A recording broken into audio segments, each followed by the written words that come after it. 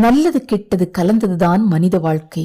சூழ்நிலைகள் எப்போதும் நமக்கு சாதகமாக இருப்பதில்லை. எதிர்பாராத சவால்கள் வந்து எட்டி பார்க்கும். வாழ்க்கையில் என்ன வேண்டுமானாலும் எப்போது வேண்டுமானாலும் வரலாம். எதையும் எதிர்கொள்ள தயாராக இருப்பதுதான் மனித வாழ்க்கையின் யதார்த்த நிலை. மன உறுதியுடன் சவால்களை நோக்கி எதிர்த்து நிற்கும் துணிவு உங்களுக்கு இருக்க வேண்டும். தேர்வுக்கு முன் படித்து தயாராகிறோம். வேலைக்கு செல்வதற்கு முன் திறமைகளை வளர்த்துக் கொள்கிறோம். அறிவும் அனுபவமும் ஒரு மனிதனை அவசரப்படாமல் செயல்பட வைக்கும். மழைக்காலத்துக்கு முன் குடை, ஸ்வெட்டர், பிளாங்கெட் வாங்கி தயார் நிலையில் இருக்கிறோம். கஷ்டம் வருவதற்கு முன்னால் மன தைரியத்தை வளர்த்துக் கொள்வதுதான் எதிர்காலத்தில் உன்னை சோர்ந்து போகாமல் தடுக்கும். எதுவாக இருந்தாலும் மனம் தளராமல், மனத்திடனுடன் உடைந்து போகாமல், நம்பிக்கையை தளரவிடாமல் மனதை சமநிலையில் வைத்துக் கொள்ள வேண்டும். வேலையிலிருந்து திடீரென்று தூக்கிவிட்டால் விரக்தி வந்து விடுகிறது. இதையும் கடந்து செல்ல என்னால் முடியும் என்ற மன உறுதி இருக்கிறதா? சூழ்நிலைகளை உன்னால் மாற்ற முடியாது, ஆனால் நேர்மறையாக எதிர்கொள்ள முடியும். நீ எதை விதைக்கிறாயோ அதைத்தான் அறுவடை செய்வாய். பணம் போனால், படிப்பு போனால் மீண்டும் சம்பாதித்து விடலாம். நேரம் போனால் மீண்டும் கிடைக்காது.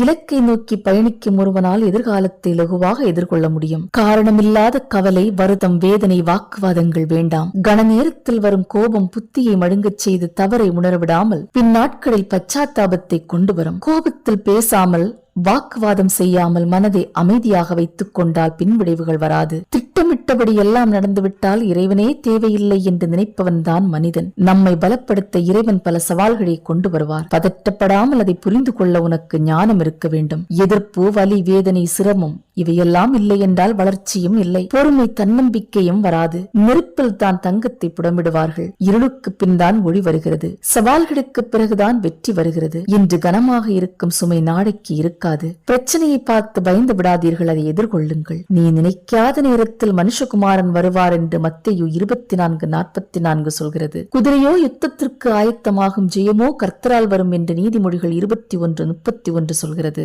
தேவன் உன்னை சோதிப்பதற்காக அக்கினி சோதனையை கொண்டு வருவார் என்று 1 பேதுரு 4:12 சொல்கிறது. சவால்களை எதிர்த்து நிற்க தேவனுடைய சர்வாயுத வர்க்கத்தை அணிந்து கொள் என்று எபேசியர் 6:13 சொல்கிறது. எதிர்காலத்திற்காக எறும்பு சேமித்து வைக்கிறது என்று நீதிமொழிகள் 6ஆம் அதிகாரம் சொல்கிறது. நேரத்தை வீணாக்காதீர்கள். விழித்திருந்து ஜெபியுங்கள். உன் இருதயத்தை காத்துக்கொள்.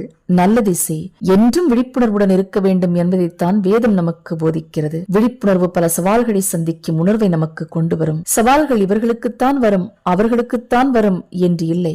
யாருக்கு வேண்டுமானாலும் எப்போது வேண்டுமானாலும் வரலாம். உலகத்தில் உங்களுக்கு உபத்திரவம் உண்டு என்று யோவான் 16:33 சொல்கிறது. பொறுப்புடன் செயல்படுபவனுக்கு அதிக சவால்கள் வரும். தேவன் உன்னை உயர்த்த நினைத்தால் உன்னை சோதனையில் புடமிட்டு சாதனை படைக்கச் செய்வார். கர்த்தர் மேல் பாரத்தை வைத்து விடுங்கள். கலங்கி தவிக்காதீர்கள். ஆமேன்.